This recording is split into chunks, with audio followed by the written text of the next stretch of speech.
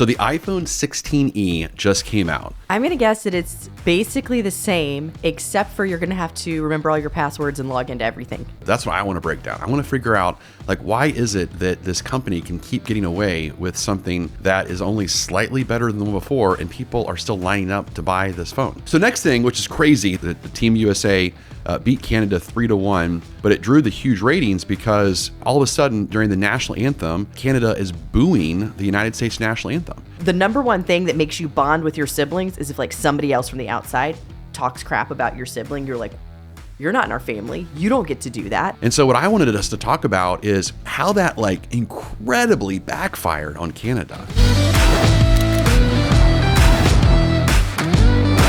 Hi, and welcome to the Jason Forrest Show. I'm with my wife, Mary Forrest, and we're talking about all things on how to give sales teams and businesses and entrepreneurs freedom from financial insecurity, freedom from the worries. But the way that we're going to do that today is we're going to dive into two important topics. One is how the Apple iPhone uses their innovative strategies to get people to keep buying their phones, even though they're just slightly better. And we're going to show you how to do that as a sales team and as a manager, how to communicate that to your team. We're also going to talk about how Canada and how when they booed against Team USA, how it completely backfired on them, and how you as a sales team, as a sales manager, can leverage those boos to actually sell more. This is going to be a crazy show, so let's get to it. You ready? Let's go. All right, Mary. So the iPhone 16e just came out. Now, I want to give you like a couple guesses right now. Like, do you believe that either A, the iPhone 16 is radically different than the iPhone 15 and 14 and 13, or do you think it's basically the same as the one before? What would you guess? I'm going to guess that it's basically the same, except for you're going to have to remember all your passwords and log into everything. That's what's going to be new. Yeah, that's basically it. So it's interesting because you got the largest phone creator in the world, which is Apple, and every single year they come out with a new version of the phone, but the new version of the phone is just slightly different than the previous version. So from a psychology perspective, that's what I want to break down. I want to figure out, like, why is it that this company can keep getting away with something that is only slightly better than the one before, and people are still lining up to buy this phone? It's really interesting, right? So from an NLP perspective, why is that? Well, to me, I'm looking at it as two parts. One, I mean, Jason, besides you as a human, people don't like to change. Like, you're totally fine with it. You like a lot of change. But from the NLP studies, only 5% of people are okay with change. That you're just like, hey, do this differently, or hey, we're making this change. And they're like, cool, got it, I'll go do it. Like, that's 5% of people. There's 5% of people that it doesn't matter how amazing the change is, like, they're not going to do it. Like, I remember, sitting having conversations with girlfriends back in my single days, and them telling me like, hey, so my boyfriend, he's the worst. Like, he treats me bad. He doesn't take me on dates. If he does, I have to pay for it. He doesn't have a car. He doesn't have a job. Like, it just gets worse and worse and worse. And I'd be like, oh man, that sounds terrible. So you're going to break up with him, right? They're like, oh, no, we're not breaking up. Why would you even say that? Why would you say such a thing, right? That's how much people don't like change. They don't like change. So even though your girlfriend did not like the guy they were with, the point is that he wasn't bad enough, I guess, to go find a new guy. Yeah, but didn't you have guys that had the same situation with girls, or is that just a girl thing?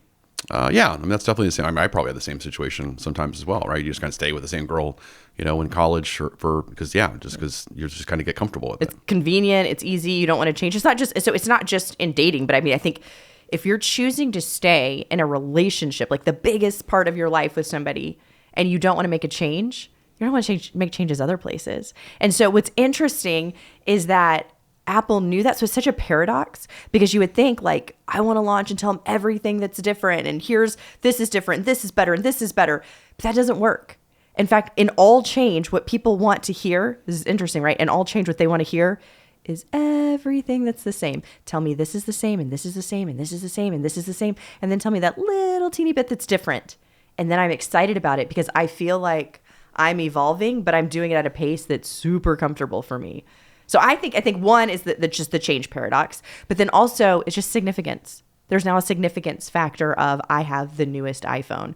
And so if I can have this significance without the pain of any change, it's actually That's the sweet spot for most human beings, I think. Yeah, I love it. Okay, so I was doing some research and kind of going through. I was researching why is this the case, and there are several things that I found.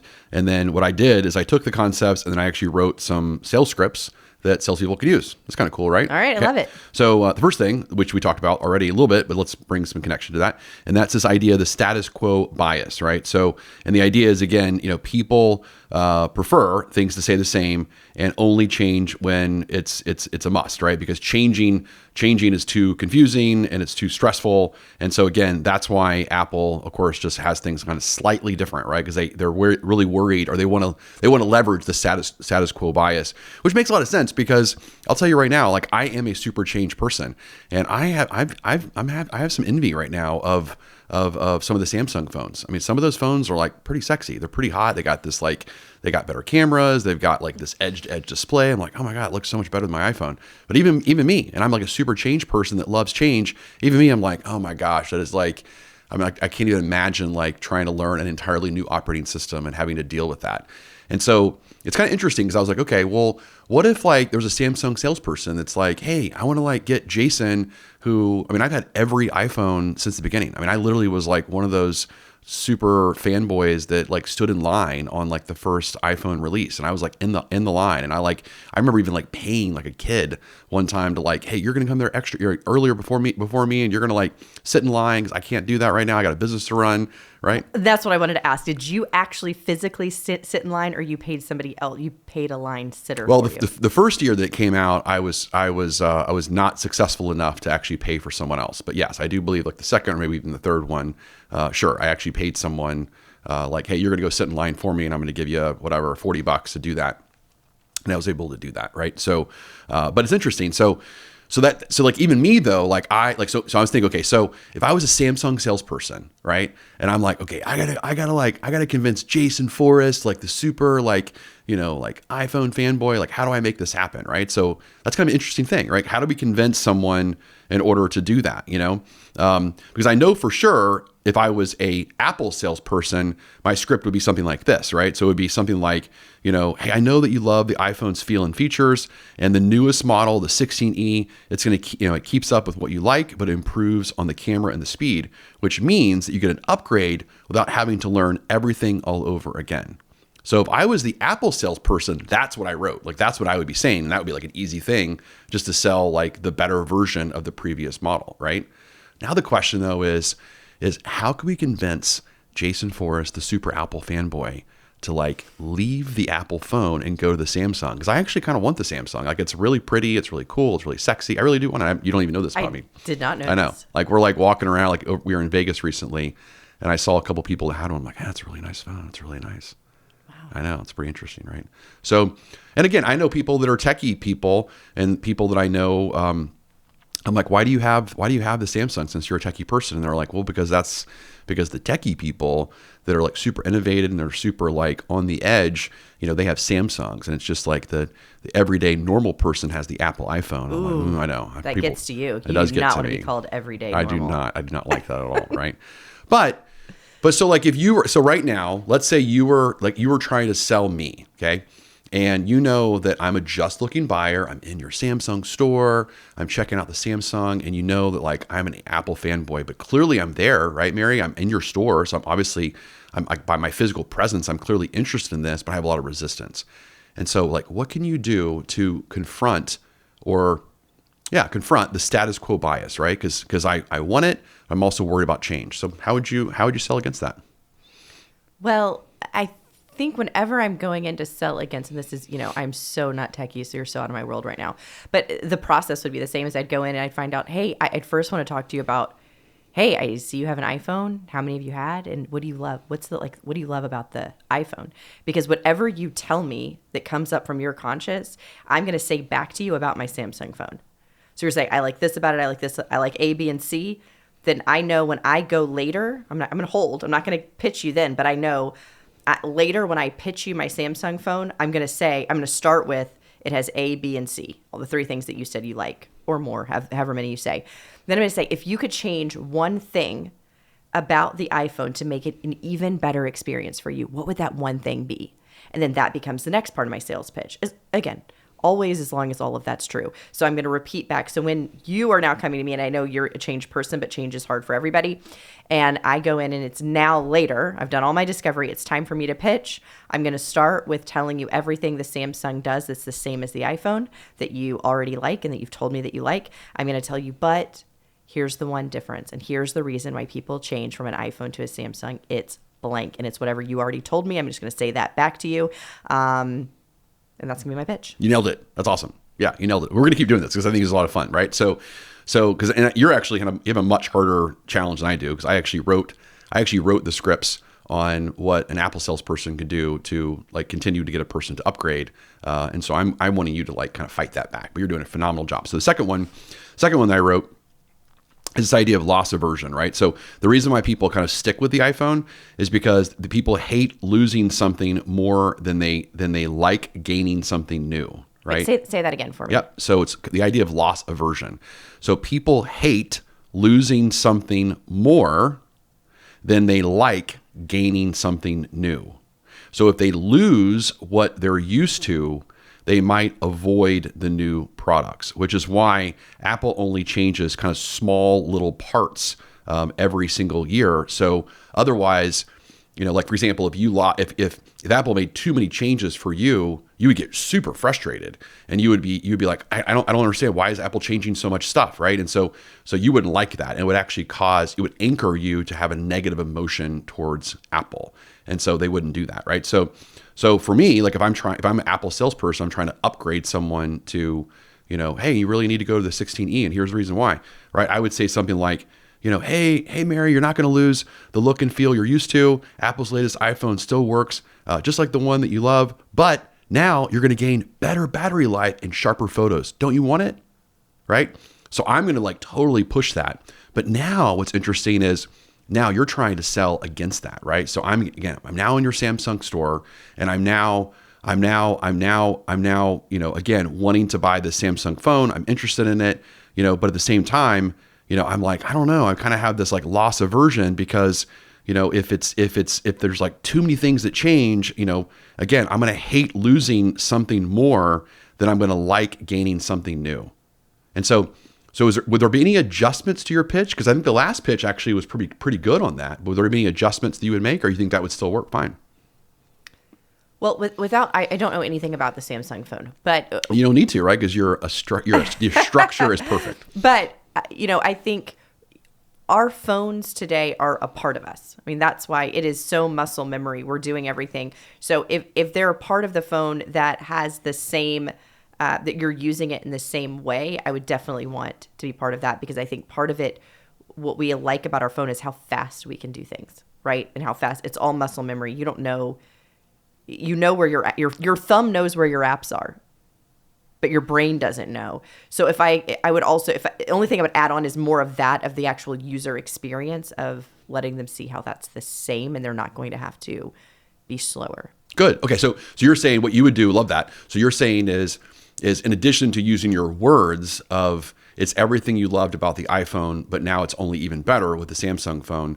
Now you're saying, hey, let's have like a tactile experience as well, and actually get them to like, I'm going to actually walk them through it. Or what you're saying is like, hey, let's do a demonstration. Like, let me help you experience, the expanding the photos is the same. The swiping's the same. Like all this kind of the technology is actually the same, which by the way, they do that. Did you know that? No, I didn't know that. And you're saying this so much better than I just said it. But yes, you understood exactly what I was trying to communicate. Well, I didn't know that. I didn't know that's a thing. So it was just even recently, I started actually like, again, we were in Vegas and I was like looking over the shoulder, and I was actually Melba, like our head of marketing. And she has one of these phones, and I'm like, and she was doing the whole, like, the whole thing with the fingers, the zoom thing with the fingers. And I was looking, I was like, wait a minute, that's the same gesture the iPhone uses, which I didn't ask her this, but I would assume that's exactly what Samsung did. Wouldn't you think? Oh, yeah. I mean, that's what I would do. If I was Samsung's Makes marketing, it's transition. Like, we want everyone to go from the iPhone to the Samsung. And so, hey, what are all kind of the common things that people are used to with the iPhone when it comes to gestures, when it comes to swiping, when it comes to the zooming, when it comes to all the stuff. And so let's just like kind of copy that. There's no copyright probably on that. Maybe there is. I don't know. Maybe there might be a lawsuit with that. But let's copy that. And then to your point, that's a great thing that a salesperson could do is, hey, let me help you experience it. Let me help you actually don't just trust my words. Let me experience it. And I want you to like, hey, so you're on the Samsung. So right now, how would you zoom in on this photo? What does your like brain tell you to do? Well, my brain tells me to do this, And they're like, that's exactly right. It works the same way as on the iPhone, but the Samsung. So how about like, how would you like scroll through your the websites? Well, I would do this. Okay, we'll do it right now. It works the same way. Isn't that amazing? Right. So silly. I would do this. I would do this, right? That's what I would You do. look so silly. Yeah, I love it. But that's what I would do. So you're exactly right? So what you would do is, again, you're trying to get them away from that loss aversion, which I think is huge. And I think nobody wants to feel stupid, right? And something that now is a part of us. Everybody in the world always has their phone with them all the time in their hand. It is a part of you. You don't want to feel stupid and like you don't understand a part of you. So that intuitiveness is really key. That's crucial. Yeah. Yeah, it's huge. It's huge. But I think it's just interesting to me because when you're like, this applies so much to salespeople. Again, we're using two different frames here, right? So one frame is you are a salesperson and you're trying to go to your existing customer and you're trying to get them to expand, right? You're trying to get them to buy like a better version or probably a better version of what you're already selling. And so we're knowing in this case, we got to take a script from Apple, and that's, hey, make sure that when you're going in for that expansion sale, it's, hey, let me tell you all the things that you loved about our service or about our product. And let me tell you how it's everything that you bought out of this. It's this, and this, but it's also this. Like, here's some upgrades that we made. Here's some improvements that we've made. And so you're going to love that, right? Like I just did that recently. So I just sold a 10-week challenge course to one of our awesome clients in Calgary, and they love us. I think we're phenomenal. And so I just swooped in. I wanted a new sale. And so I swooped in, got on the phone with them, and I said, hey, great. So remember the last challenge course you did, or remember the last training you did, and how you went through this, and this. So the format's the exact same, but now the content's going to be different. So the sales team's going to same exact content, same exact instructor, same exact flow, same exact time frame, same exact price. The only different now is I've just tweaked the content to make it more relevant to today's market. And I said, so how do you think? Or what do you feel about that? And they're like, that's perfect. Send the contract over. And that was it. It was literally a one call close. It was super simple. That's all I did. Pretty cool. I think it's awesome. Yeah. So I think it's good for people to see how you can take something from Apple's script, and then when you're calling on customers that are in your account in order to sell them something more, make sure you use the Apple version. But on the flip side, if you are trying to sell against the Apple, meaning that like you are a salesperson that's now working for Samsung, quote unquote, right?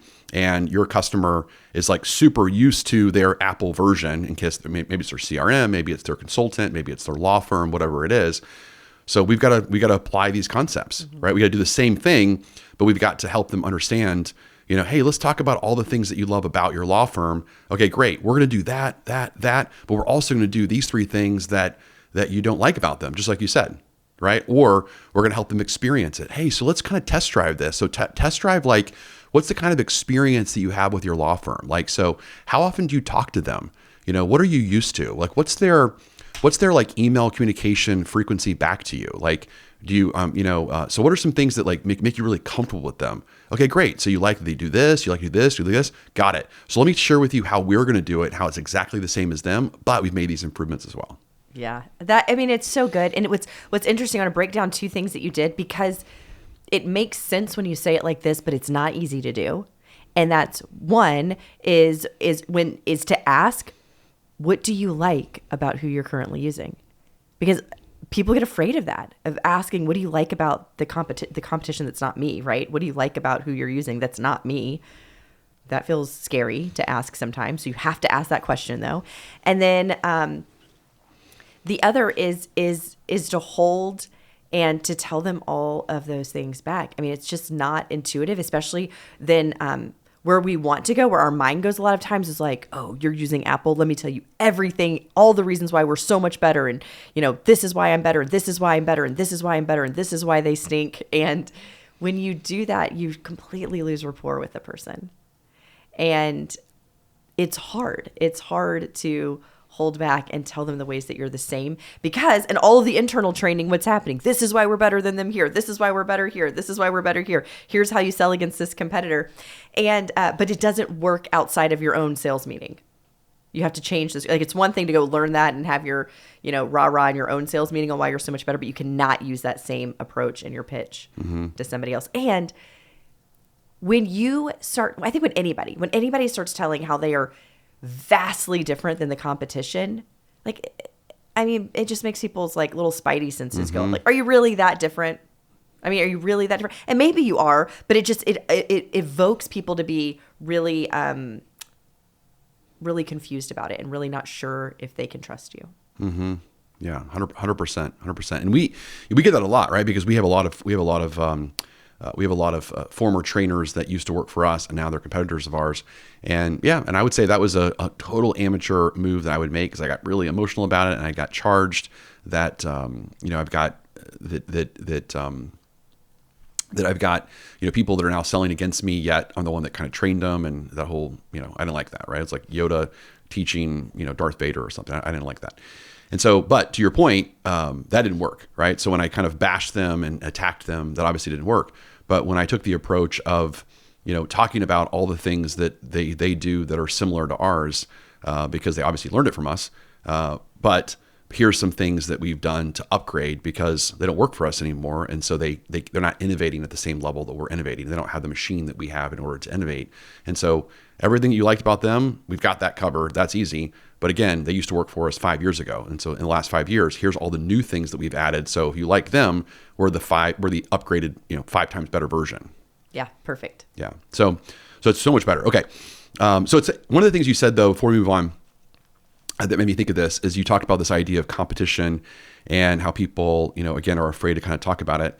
And just recently, you and I were at the Funnel Hacker Conference with Russell Brunson. Good. It was so good. So we really need to talk about that because that was really good. That was really, really amazing. And he's really a genius. And so Russell Brunson, we love you. You're incredible.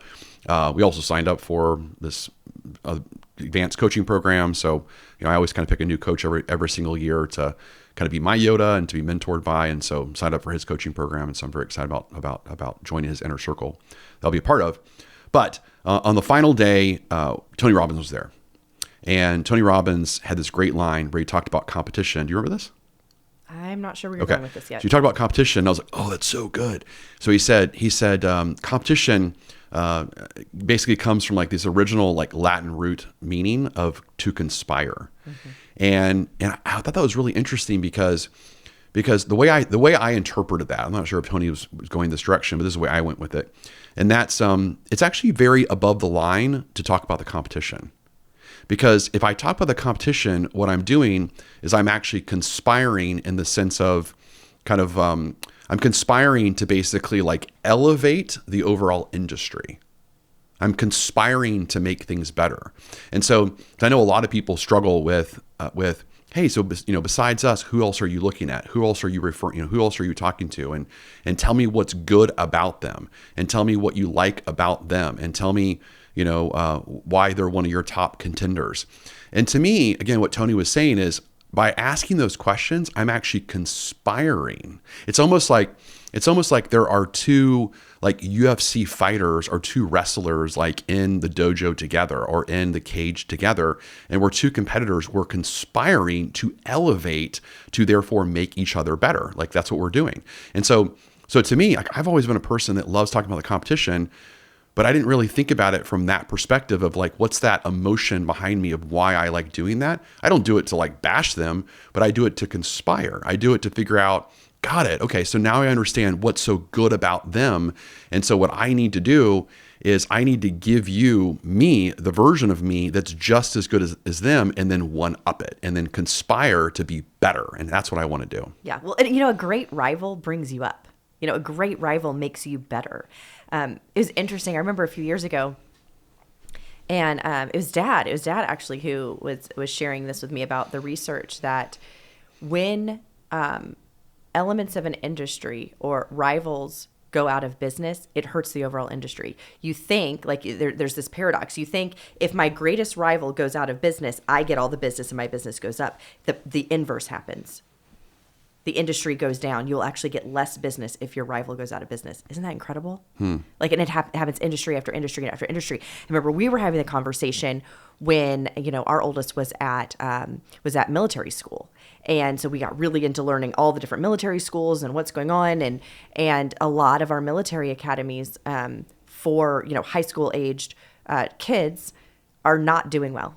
It is not a popular option in today's society. And I remember, we were talking with some of the board of where Saunders was in school, and they, had mixed feelings on if some of these other military schools went out of business or they closed down, were they going to get all of those students? And the answer over and over and over from industry to industry to industry is no. That means the industry is failing. We have to rise up as an industry. We go down as an industry. And so a great rival helps you go up. A new competitor coming in actually helps all the businesses, not the other way around. So fascinating. It's so fascinating. I wonder if that's also connected to the whole spiral dynamics concept, right? With all right, there we go, putting all these modalities together. Well, now we're going to get maybe too deep of a rabbit hole here, but that whole spiral dynamics concept of again, we're in this kind of like red, kind of red zone, red consciousness level of again, that tribalness of being against someone. It also goes along with the whole drama triangle, right? Of how you always need a villain, you always need a hero, you always need a victim. And so, yeah, to your point, if the villain goes away, then the hero has no one to save against the victim. So to your point, if like one of the military schools goes away, then it's like, hey, we don't have a rival anymore. We don't have anyone to like go against. Mm-hmm. Exactly. It's very interesting. And maybe it is putting it to spiral dynamics. And again, I'm not an expert in this area, but what I would think is if because that's a consciousness, right? That's a consciousness chart. If a part of it is going away, so you're using red, for example, if that's falling off because there's a raise of consciousness, there's less market share for red companies or red industries. Whereas now, what's after red? Is blue? The blue after red? I think so. I could be totally messing this up right now. But if blue, well then now whatever the blue businesses, if that's where the majority of consciousness is, the blue vision businesses are going to rise up. And we're going to have more competitors come in, but we're going to have more people in consciousness of that space. So those are going to be the more popular businesses. As they rise up from there, it's going to change what blue, green, I think it's yellow, turquoise. I think it's blue and orange. Blue, orange. Okay, yeah, you're right. Blue, orange. As they go through, it's going to change. So it's probably a marker of where society's consciousness is. Most people are in, and then they're going to be drawn to those types of businesses and those industries. Yeah, it's very interesting, which makes sense. I mean, I think that's, that's why you always see like a CVS next to a Walgreens, or you see, like a Taco Bell next to a McDonald's. It's always, there's got to be something. There's something to that. And I think you nailed it on that one. So, okay. So again, we talked about a lot of stuff here. I wanted to definitely mention that whole competition concept. But going back to the Apple idea, again, the main thing is that, when you're in a situation like this, that people do not want a lot of change, right? People don't want that. And so as a salesperson, as a marketer, again, you've got to make sure that you're key on small changes feel safer. It's all about brand consistency. It's all about innovation and steps. And it's all about making things, just very kind of friendly and easy for people to basically do. And so again, as a business owner, just make sure that when you are kind of marketing your next leap in innovation, just make sure you're always using that copy of this is everything you loved about us, but it's just these improvements, right? That's a key thing. And then of course, on the flip side is if you're trying to take market share from a competitor of yours that has a foothold in a client that you're trying to take, then same thing. You got to do the same approach, but you got to do it from the opposite perspective, which is, hey, everything that you love about your current company, your current CRM, your current law firm, here's all the things that were the same, but here's some advancements, here's some improvements. So it's mostly the same, but here's some better things. A little tweak. I always say there's a little tweak. Hey, a little fine tuning that makes it a little bit different, so it doesn't feel overwhelming. Yeah, I love it. Perfect. Good. Okay. All right. Okay, so next thing, which is crazy that came up recently is I was reading this headline about Team USA. I'm not really a hockey person. I'm definitely a sports person, but more importantly, I am a competitor. I'm a competitor, and I love competition, and I love stuff like this. And so, right now it's pretty crazy, right? The Team USA beat Canada 3-1 on Saturday's game, and it drew these huge ratings. But it drew the huge ratings because America, Team USA, is playing inside of Canada, inside the country of Canada, and all of a sudden during the national anthem, Canada is booing the United States national anthem, and it was pretty nuts. And so what I wanted us to talk about is how that like incredibly backfired on Canada, like from a performance psychologist perspective, how it backfired. And then I wanted to talk about how we can actually teach business owners and teach sales managers how to kind of use that same kind of performance psychology, how we can use that to teach the sales teams to actually to be like Team USA, right? Like how to make that happen. Sound good? Yeah, sounds great. It's pretty crazy, right? So, okay. So one of the things that we know that happened is when that booing happened, it immediately created a stronger team spirit, right? So it immediately made it happen, right? So it's like if you think about Team USA, and this is where I want to talk about first thing. So Team USA, I don't really know. I don't know what was going on inside of their heads, but I don't know if they were seen as individuals or they really were a team. But one of the things that happened is as soon as Canada immediately started booing, it took all those individual players on Team USA and it united them as one. Heck yeah, this is like siblings that fight. Like, again, I don't know any of the players on the team. I love hockey, by the way. My favorite present I ever got you was going to hockey games. I need to do that again for gifts for you. It was a very fun game. I love hockey and I love fighting. I think I love watching men fight. Anyway, but think about like siblings, like you're fighting each other. Like, and again, I don't know, maybe they weren't fighting each other, but the number one thing that makes you bond with your siblings is if like somebody else from the outside talks crap about your sibling. You're like, you're not in our family. You don't get to do that. Like we can talk crap about each other, but you can't do that. So I mean, we see that all the time in different areas, right? Yeah. So it's like the whole enemy of my enemy is my enemy, or enemy is my enemy. How do you say it? Okay, enemy of my. How do you say it? The enemy of my enemy is my friend. There we go. Totally messed that one up. Okay.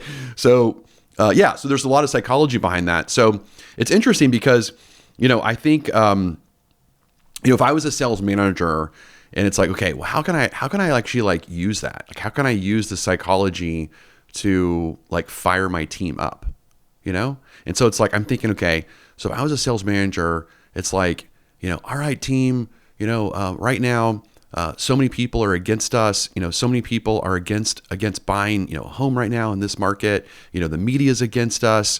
The news is against us. I mean, heck, we even got like protesters out there right now saying that we're charging too much for our homes. And so right now, like we got to band together. We got to like prove to all of them that they're completely wrong and people need one of our homes. How about that? Would that be good? It got real extreme. I like it. I don't know who has the protesters out there, but I like it. But I do think something that works for everybody is have a common enemy. You want to bind the fastest way to bind a group of people together is to have a common enemy. And that's what happened right there with Team USA. They had a common enemy immediately, and that was Canada, right? They went in, I've got a rival, I've got a competitor, but then as soon as it was booed, it was like, whoa, we have an enemy. And when we have an enemy, we can get together, we can bond together and go against that enemy in a stronger way than we thought was possible. That's it. Yeah.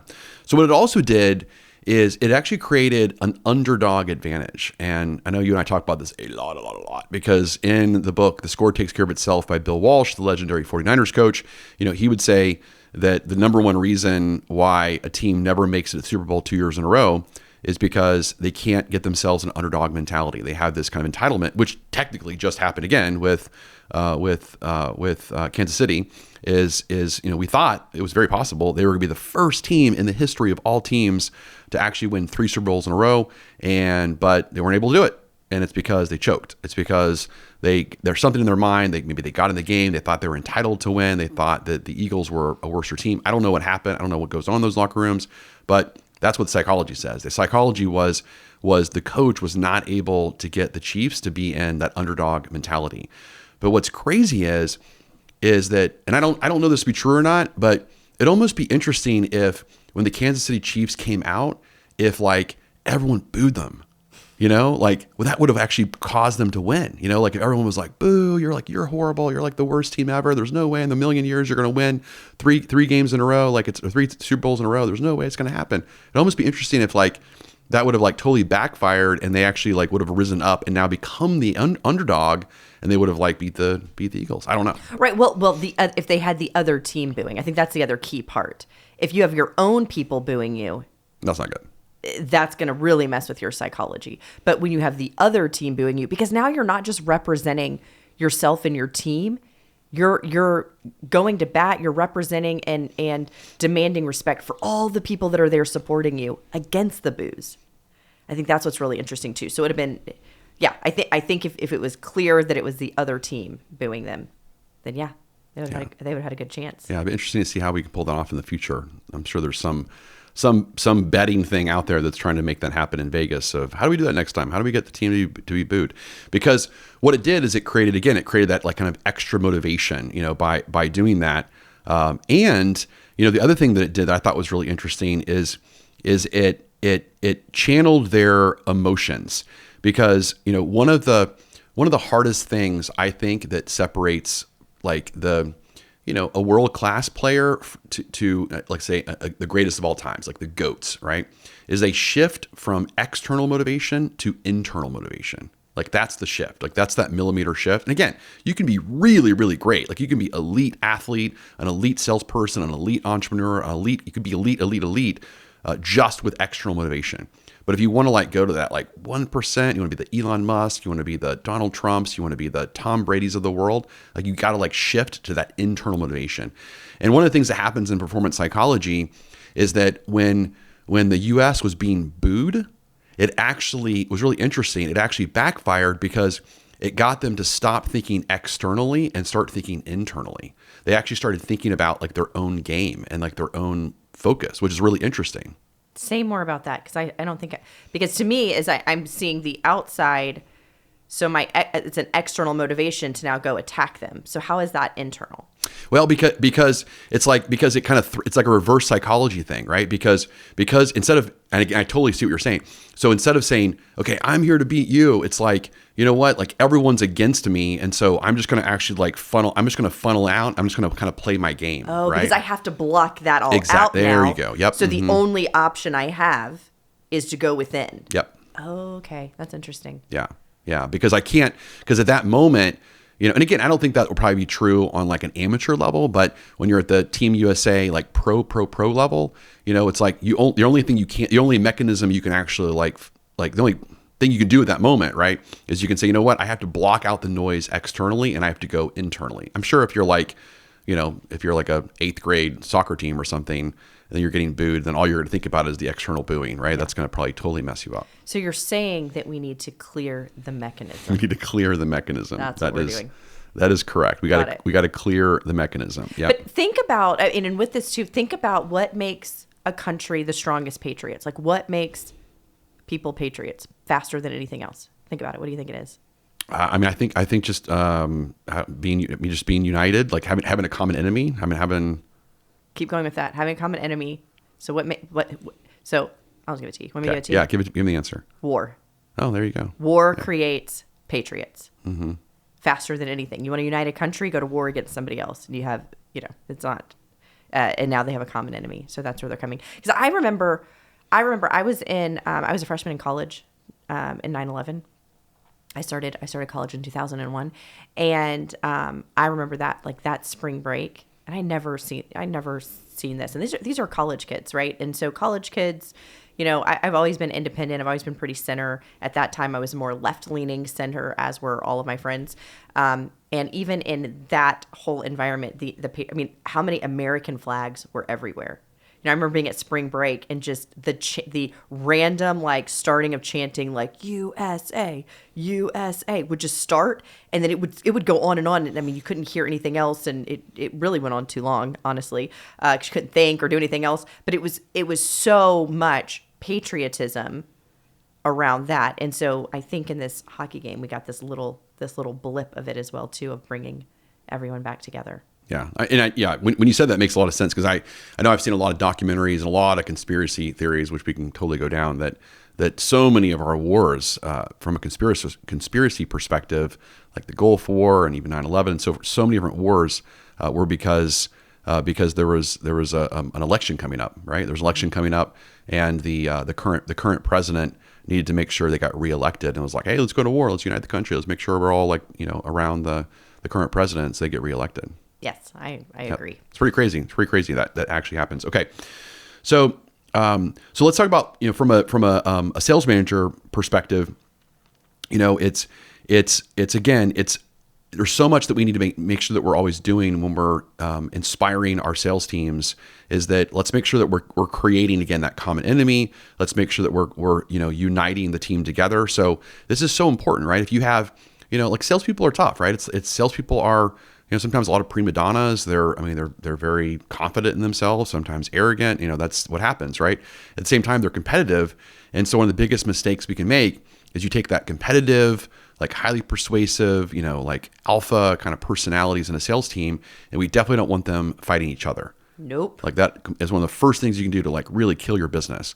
And so what we're learning from this is that is sometimes you need to, like, kind of create a war out there, right? You need to, like, take a playbook and you need to create a war, and you need to make these people unite against the enemy and not against each other. Right. And there's different levels of consciousness. Going back to spiral dynamics, the different levels of consciousness, there's different levels of consciousness in that too. One is that I have an enemy that is the competitor. One, I have an enemy that is the media. But also, if we're beyond that, we can have an enemy that is a belief system. Our enemy is that our buyers have been told over and over that they are not worthy to purchase what we're selling, that they're not enough. And we have to battle that in the world, and we have to let them know that they are worthy, that they can buy it, that they deserve it. So our enemy is our prospect's internal belief that they're not worthy. So it doesn't have to be at the competitor. Now, that's the easiest, right? The easiest, that's going to have the most people that are aligned. That's kind of the more base consciousness level, but we can use the same concept and go up in consciousness to other levels as well. I love that. So it's like an ideal, or it's like a limiting belief, or it's a negative belief that's out there. I love it. Yes. I love it. And that makes sense, because our whole rallying cry at FPG is, Forrest equals freedom, right? So it's all about, like from the very beginning of starting this company, what I noticed is that there were so many salespeople that were, they were insecure. And so I wanted to give them freedom from that insecurity that they had, or they were stuck on, and felt limited based upon the marketing. And so I wanted to give them freedom from not having to be dependent upon marketing, or they were, they felt that they were, like, shackled by, the product that they were offering, or maybe the inventory they had. And so again, I wanted to give them freedom to not be dependent upon someone else. And so, so our rallying cry at FPG constantly is like, let's give salespeople freedom. It's all about freedom. Freedom, William Wallace, make it happen, kill them all, right? Like, that's the whole thing. So people get united around that concept, what you're saying. Absolutely. Yeah, I love it. Okay, and the last thing that I wrote down, it's so many things that we can really learn from this, and I have so many more notes here, but is that I thought was really interesting is just this idea of turning pressure into challenges, which I think is a huge thing. Oh, actually, there's one more thing. That I want to talk about as well. So is that we want to maintain that positive pressure, and we want to, but one of the ways to do that is actually to celebrate small wins. So for example, like, let's say, again, if you're in that Team USA thing, I know one of the things that the coach did on Team USA was, first they got into, like, fights right in the beginning. Like, there was, like, super, like, ton of fights, right? Yeah, they did. Gloves off. Yeah. Which is probably, I think there's obviously some value in that from a psychology perspective, but I'm assuming one of the things the coach did was, like, that was kind of probably starting to be kind of distracting, right? They were, like, spending too much time, like, fighting Canada versus just, like, beating Canada on the rink. And so it's like, as a coach, it's redirect and say, okay, this is great. You got your adrenaline out. Let's go, that's great. You got some fights. Let's be done with that. But now let's go get some small wins, right? So what are some things that we can actually do to, like, advance and, like, move towards actually getting that goal, which I think is important to do. Because I think a lot of times, as a leader, as a leader, our salespeople get so wrapped up sometimes in kind of like the drama of things, or like the news of stuff, or like the things that are kind of like going against them. And so they get so kind of caught up in the drama, and maybe it might even be the drama of like, the other departments. Might be like operations is against them, or finance is against them, or maybe heck, the division president's against them, whatever it is. And so we need to like get them away from that drama, because we don't want them like taking their gloves off and metaphorically fighting the other departments, right? So instead, we were like, hey, let's focus on small wins. Like, what's something you can do today to like move the needle? Yeah, agree, 100%. Cool. And then the last thing that I thought was really cool, just from a psychology perspective, is, and this is something that I don't think people ever think about, which I think is super interesting, is it actually extremely backfired against Canada because it put unnecessary pressure on the home team.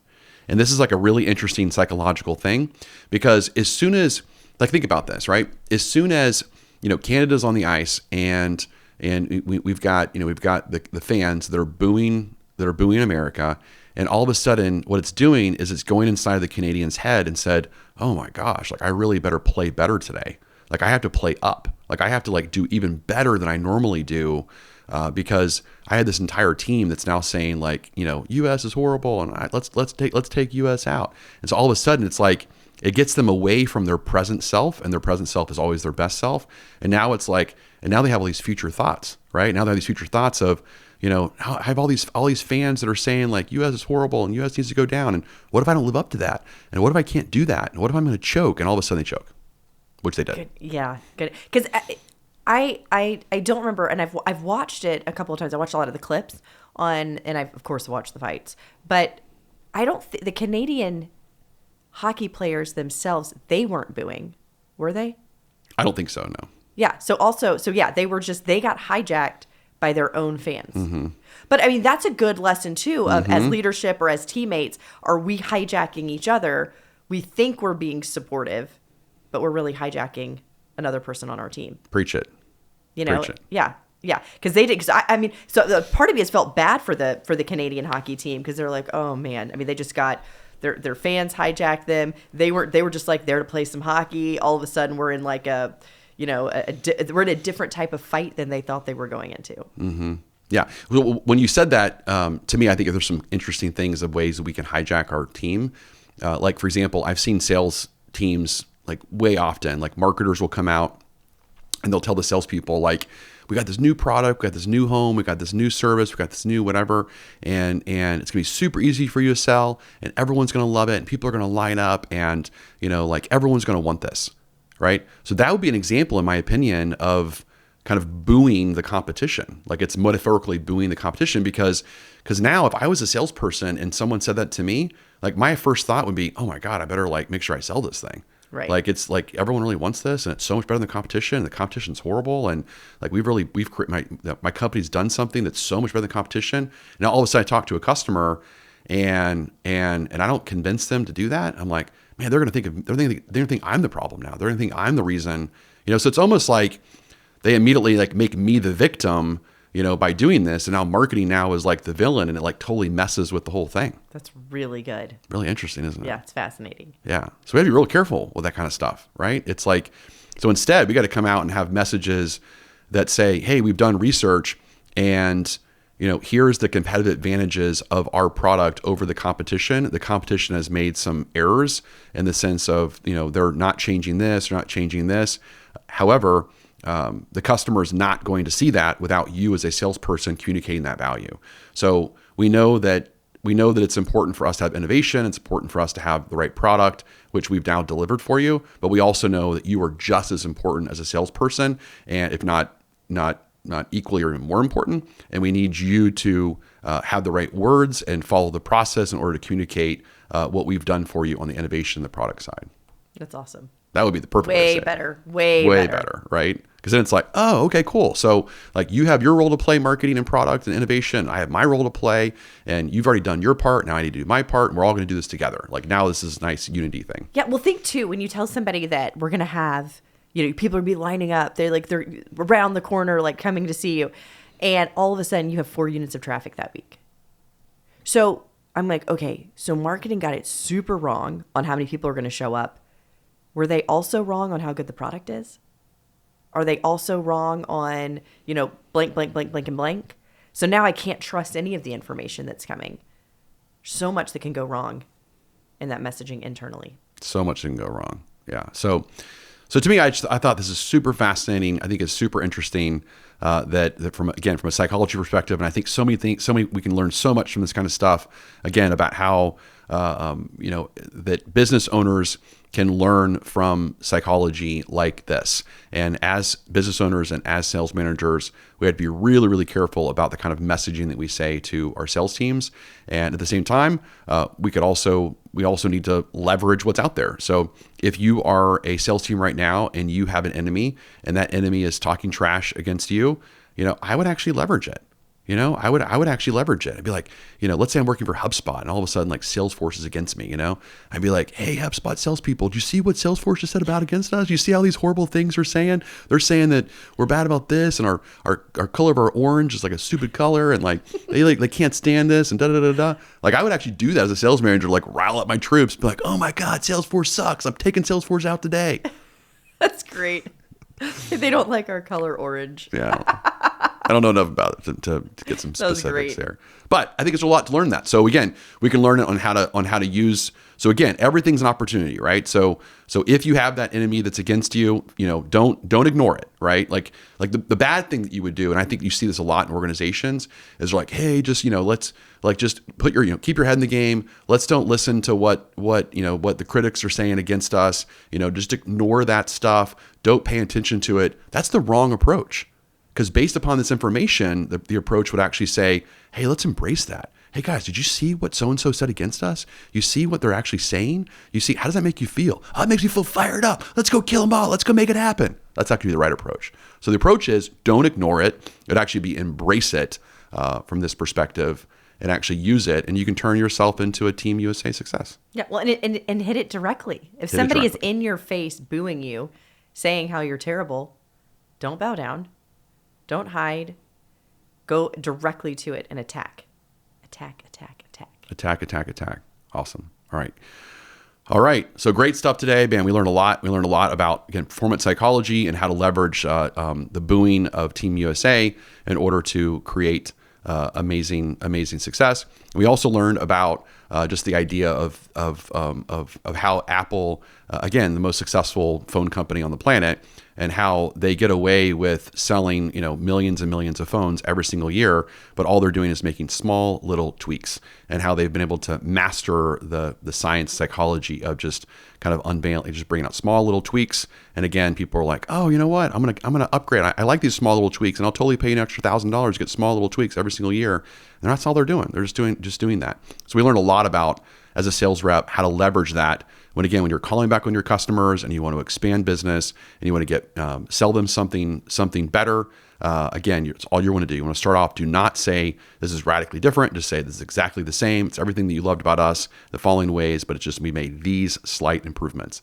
And then we also learned how to do it against that, right? So if you want to steal business or take market share from the competition, again, do not go in saying, hey, here's 15 things that were so much better and so different than the incumbent and the person that you're currently using, because again, that's going to scare the crap out of them, and no one wants to have that massive change. So instead, it's go right in. Here's all the things you love about your current incumbent, your current supplier, your current company, but here's some improvements that we've made based upon our research and specific things that you've told me that you don't like about them. Here's how we're better than them because of that.